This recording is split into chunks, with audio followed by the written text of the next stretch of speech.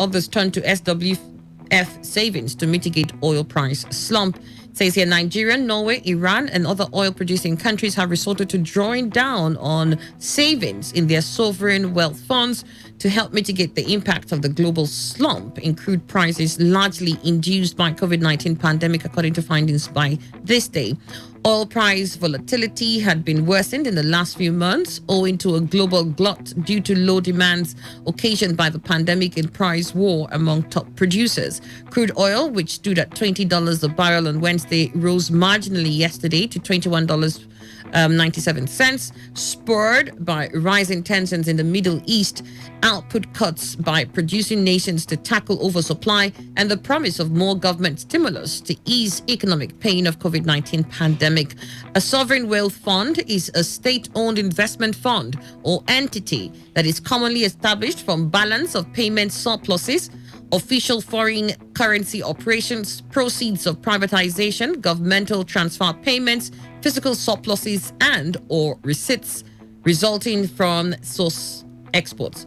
Most oil-based funds like the Nigerian Sovereign Investment Authority, NSIA, operators of the nation's SWF, are required to keep substantial cash buffers in place in the event of a collapse in oil price triggers a request from government for funding. Okay, this NSIA where you have Abba Kerry's daughter as the vice president. All right. Anyways, they're the ones in charge of SWF, and well, like the sovereign wealth fund. Sovereign wealth funds are usually owned by nations to help cushion them during times of crisis like this. Yeah. So the article is talking about the fact that Nigeria and others will be dipping their hands into the SWF savings to help mitigate during this oil price slump. Yeah, when one says for the rainy day, when the rainy day comes, of course, you dip hands. It won't be bad. And I think the person was also okay. It's not even the Niger Delta Riverine. That one I would have said that the author might remotely come from that side. No, I didn't get to see the story. I was looking for it. It says the page now available. Then from there, Buhari, Lawan, Sultan cautioned Muslims against mass gatherings as Ramadan begins. As Muslims all over the world begin Ramadan today, President Muhammad Buhari, the President of the Senate, Dr. Ahmed Lawan, and Sultan of Sokoto, Alhaji Mohammed Abubakar Saad III, have urged Muslims to keep observing social distancing in order not to aid the spread of COVID-19. Buhari, who noted that the disease has spread to more than 200 nations, said in the message yesterday that virtually all countries are advising their citizens to avoid large gatherings and have their prayers and meals, suhoor and iftar, individually or with families at home. The president sent his best wishes to both Muslims, both in the country and all over the world, as they begin the 30-day fast following the sighting of the moon. Even Saudi Arabia says, look, we'll not be having the regular yearly pilgrimage. That's there's a big one and a small one. I'm trying to remember the names. I'm sorry, I just forgot it. But both will not be happening this time round until they understand what's going on with this COVID-19 pandemic. And that's because they don't want to have large gatherings. And I would think that for the Muslim brothers and sisters that we have here, this is also going to be strategic for them to avoid mass gatherings. Usually for them during the Ramadan, when they break the fast, it's more of a communal thing. So you have guests come in and break the fast with you. This time around, you have to do the people of your household alone. Well, COVID has stepped in and said that... And changed. Yes, and said that, you see, the normal thing, the usual thing, hold them.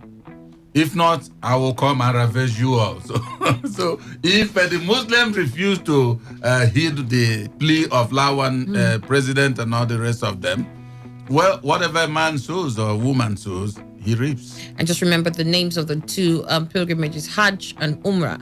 So both are cancelled. I don't even know. Myself, I had them, but I don't know which one, whether it's the Where your brain is working faster than you think, this is the things that you expect to happen. But these are the stories from the papers this morning, pretty much centered on COVID-19, what the world is doing, and some of the issues coming from Nigeria too. We mentioned that headsmen and in Delta State, in Benue, the governor is asking them to fast for 30 days to mitigate against headsmen killings. I mean, that issue, regardless what's going on with COVID-19, I think that issue it's one that has lasted for too long and lingered for too long. we need to ensure that the government also gives that some focus, because people are dying too from that.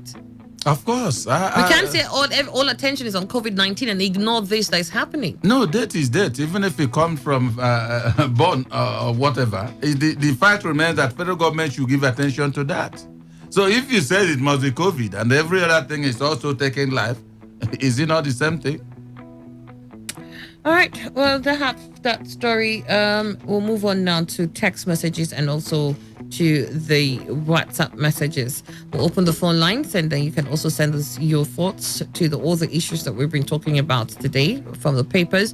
Our phone line is 0810-9510 or 0817-000951. Those two numbers will bring you right here into the studio. Let's get to hear what you have to say. Or send us a text message. Send it to 070-1933-9962. Hello, Today 95.1 FM. Good morning. Good morning, Annie. My name is Today. All right, good to have you. Go ahead. Let me react on the Niger Delta activists calling on our federal government to give. It's quite a welcome call because that is the area that I have been for over 30 years of my life, advocating for the Niger Delta and the local community across Isaka, Kika, Abdullah, and the rest of them, Gubula and the rest. And if we go there, recently